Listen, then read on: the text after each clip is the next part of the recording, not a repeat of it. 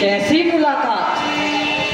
महाराज जरा सावधान हो जाइए। मालूम होता है कि उसे अब भी दारूपी रोग सता रहा है, जो इतनी सेना साथ ला रहा है। यह तुम्हारा मिथ्या विचार है। भरत सदा से मेरा आज्ञाकार है, उसका हरगिज जैसा ख्याल नहीं हो सकता। वो राज के लालच में मेरे प्यार को नहीं खो सकता।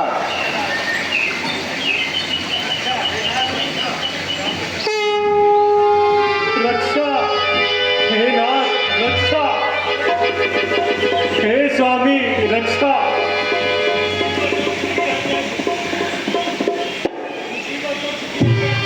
मुसीबत और दुखी हृदय को अब कृपा करो स्वामी। शरण में आ पड़ा हूं मैं, मेरी रक्षा करो स्वामी। भाई शांति रखो, इतने व्याकुल ना हो। कर्मों की गति किसी से नहीं टलती। भ्राता जी,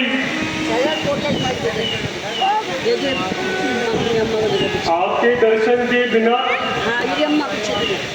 मेरा निर्वाह बहुत कठिन है।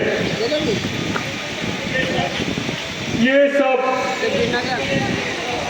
मेरे पूर्व कर्मों का फल है। इसमें आपका क्या दोष है?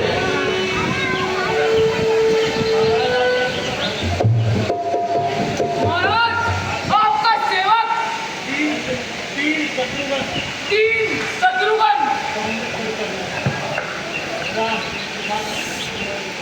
उठो भाई शत्रुघ्न, तुम क्यों रोते हो?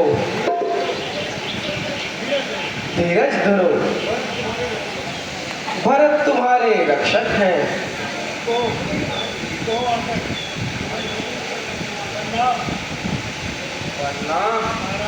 महाराज, आपका वनवास किस प्रकार कटता है? भाई मुझे यहाँ बड़ा आनंद है। तुम किसी प्रकार का शोक ना करो। ए प्रभु, गुरु वशिष्ठ जी, माताएं भी आ रही है। अयोध्यापुरी आपके गृह में आंसू बहा रही है। अच्छा चलो, पहले माताओं के दर्शन कर ले। भाई शत्रुघ्न, तुम जानकी जी के पास विश्राम करो। जी महाराज।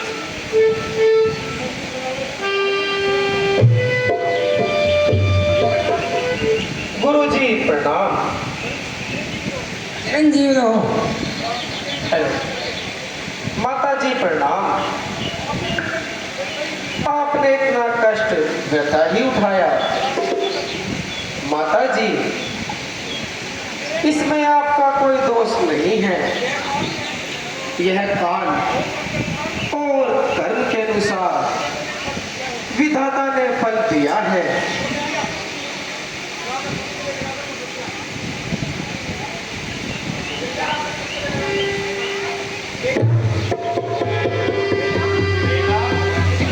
बेटा, तुमने अपने पिता के वचन के लिए कितना कष्ट सहा है। हे माता, जगत ईश्वर के अधीन है। इसमें किसी का कोई दोष नहीं है। बेटा, तुम सच्ची कहते हो, मगर अयोध्या ने ऐसा कौन सा पाप किया है? एक तरफ तो पर तुम वन को पधारे और दूसरी तरफ और तुम्हारे पिता स्वर्ग सिधारे। क्या पिताजी का स्वर्गवास हो गया? आह परमात्मा, यह तूने क्या किया? वाकई अयोध्या बिल्कुल बेसहारा हो गई।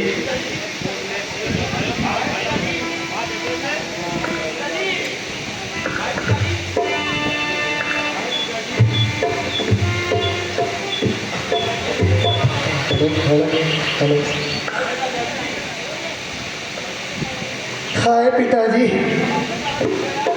अब आपका सहारा भी गया। हमारे भाग्य ने बहुत धोखा दिया।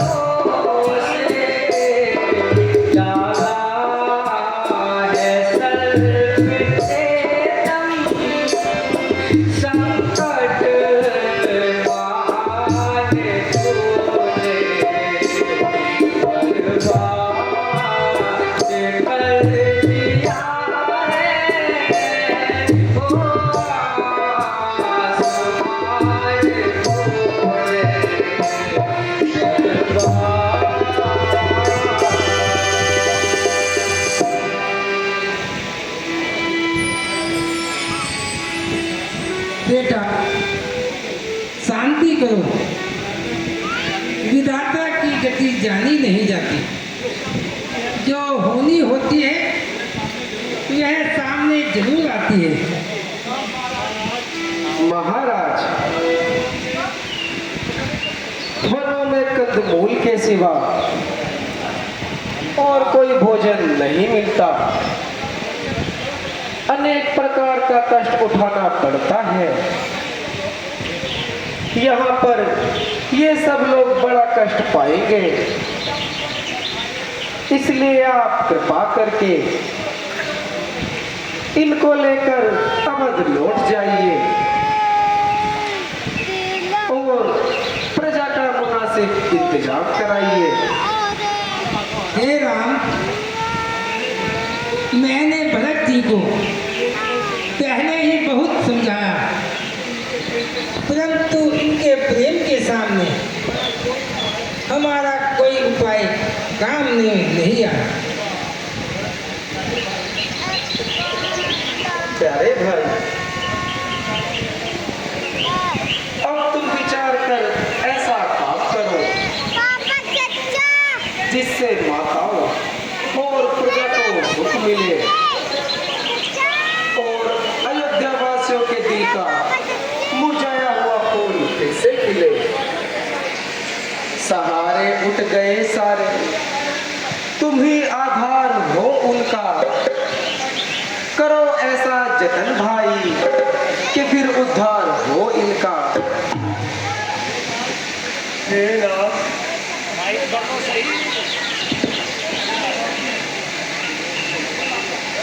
अपने भाग्य माता का आप, विधाता की गति और समय की कठिनता से मेरा मन बहुत दुखी हो रहा है। मुझे आपके बिना कोई सहारा नजर नहीं आता। जिस प्रकार कोई मनुष्य राह भूल जाए तो सूर्य का कोई दोष नहीं, उसी प्रकार आप मुझे सच्चा मार्ग दिखाते हैं, परंतु मेरे मन को शांति नहीं होती, क्योंकि तुम ही हो आसरा मेरा, तुम ही बंधु सखा मेरे, तुम ही स्वामी गुरु मेरे, तुम ही माता पिता मेरे। भाई, ये समय हट करने का नहीं है। अगर मुझे प्रतिज्ञा का ख्याल ना होता तो मैं तुम्हारी बात जरूर मानता, मगर मुझे मेरा धर्म मजबूर कर रहा है। इसीलिए राम तुम्हें अपनी आंखों से दूर कर रहा है। ये न समझो इस जुदाई में मुझे आनंद है। क्या करे पर राम अपने धर्म का पाबंद है। बेटा भरत, ये अपने वचन से कदापि फिरने वाले नहीं हैं। अब इनकी आज्ञा का पालन करो। 14 वर्ष व्यतीत होने पर फिर तुमसे आ मिलेंगे, इसलिए अब विलम्ब न करो और वापस लौट चलो। अच्छा गुरुजी, वापस चलो। यदि आपकी भी यही इच्छा है तो मैं मजबूर हूँ, परंतु माता जी, आप मुझे ऐसी शिक्षा दीजिए कि जिससे प्रजा का उद्धार और नियम का पालन भली प्रकार होता रहे। सुनो भाई, गुरु, माता और स्वामी की आज्ञा का पालन करना परम धर्म है। प्रजा का हित करना न्याय का लक्षण है। और तुम तो हर प्रकार से चतुर हो। दूसरे गुरुजी तुम्हारे साथ हैं, इसलिए अधिक उपदेश करना फिजूल है। हे नाथ, एक एहसान और कीजिए, मुझे अपनी खड़ाऊ दान कर दीजिए। मैं इन्हें अपने साथ ले जाऊंगा और इनसे अयोध्या का तख्त सजाऊंगा। गुरु जी की आज्ञा से राज का कार्य संभालूंगा और खुद सन्यासियों की तरह जीवन बिताऊंगा।